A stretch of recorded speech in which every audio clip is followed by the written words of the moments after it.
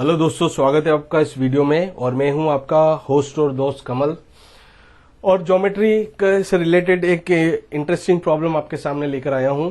तो यहां पर एक सर्कल है जो कि इंस्क्राइब्ड है एक आइसोसेलेस ट्रेपेजियम में। देखिए, आइसोसेलेस ट्रेपेजियम ऐसा ट्रेपेजियम होता है जिसमें पैरेलल लाइंस के बीच में जो दो साइड होती है वो दोनों ही साइड्स की लेंथ क्या होती है, इक्वल होती है, इसलिए इसे आइसोसेलेस ट्रेपेजियम बोला जाता है।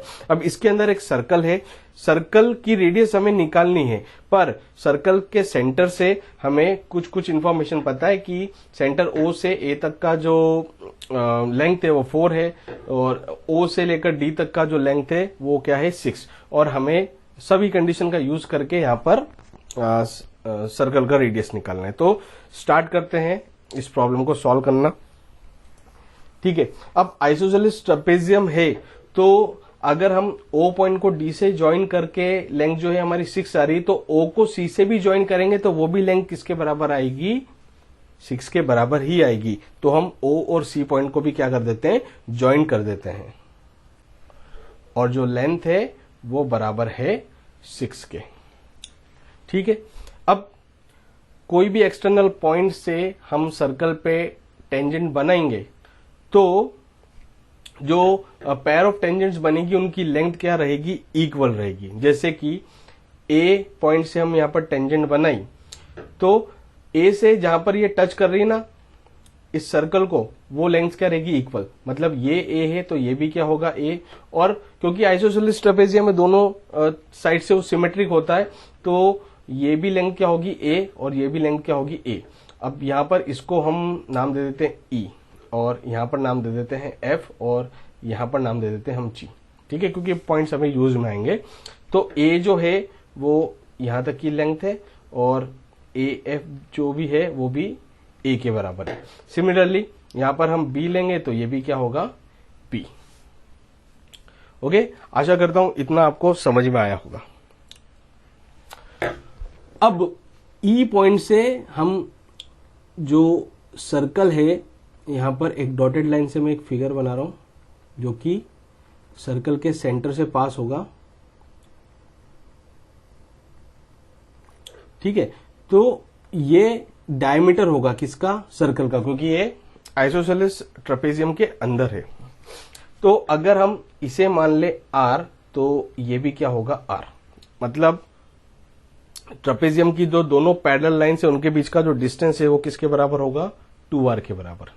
ठीक है, और सेंटर से हम ये जो साइड है ना AC, इस पे परपेंडिकुलर ड्रॉप डालें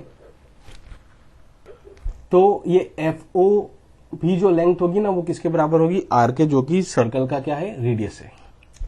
अब यहां पर हम क्वाड्रिलेटरल कंसिडर करेंगे। इन क्वाड्रिलेटरल AEGH, H नाम दे देते हैं इसे, HC, AEH और C। इसमें ये जो दो एंगल है, इन दोनों ही एंगल,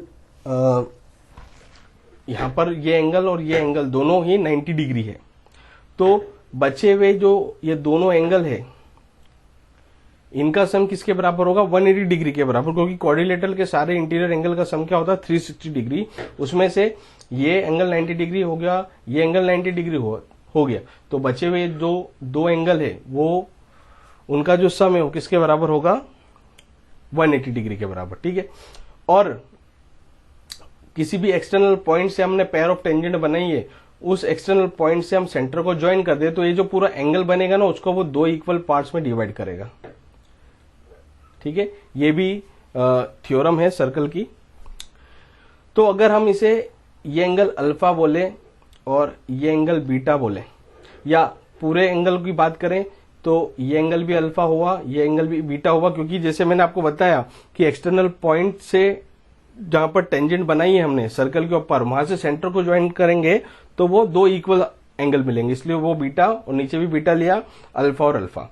तो इस पूरे क्वाड्रिलेटरल में हम सारे एंगल का सम देखें तो वो बराबर होगा 2 alpha plus 2 beta plus 90 plus 90 equals to 360 degree. So यहां से हमें अल्फा प्लस बीटा की वैल्यू पता पड़ जाएगी, ये आएगी 90 डिग्री के बराबर। ठीक है, तो अल्फा और बीटा 90 डिग्री है, तो ये जो एंगल है वो कितना होगा, ये भी 90 डिग्री होगा। ठीक है, अब यहां पर हम एरिया निकालेंगे, एरिया ऑफ ट्राइंगल AOC। कौन सा ट्राइंगल, AOC, इसका एरिया हम निकालेंगे। तो यहां पर दो मेथड से हम एरिया निकाल सकते हैं।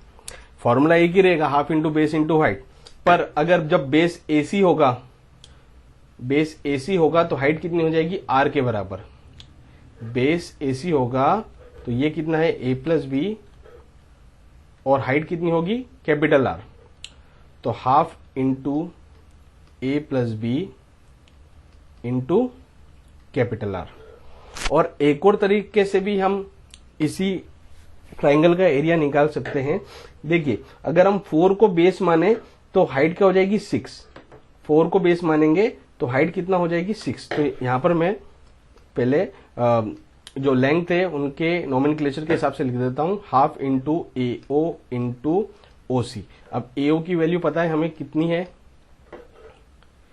AO की वैल्यू है 4 और OC की वैल्यू है 6। तो ये भी क्या निकला है, एरिया ऑफ ट्राइंगल AOC। अब दोनों ही एरिया ऑफ ट्राइंगल AOC है, तो दोनों को हम इक्वेट कर सकते हैं। इक्वेट करेंगे तो क्या मिलेगा हमें, 1/2 into 4 into 6 equals to 1/2 into A plus B into R। ठीक है, सो 1/2 से 1/2 हो गया कैंसिल, और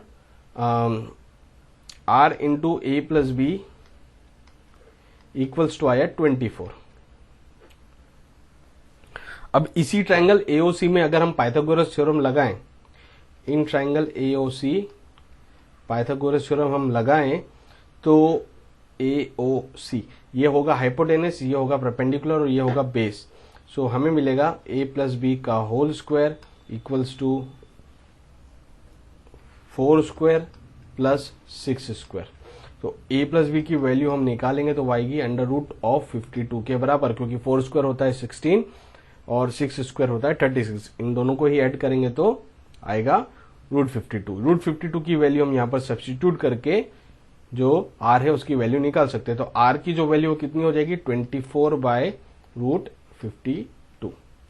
तो इस तरह से जो इन सर्कल इस आइसोसेलेस ट्रेपेजियम का, उसकी रेडियस निकल जाएगी।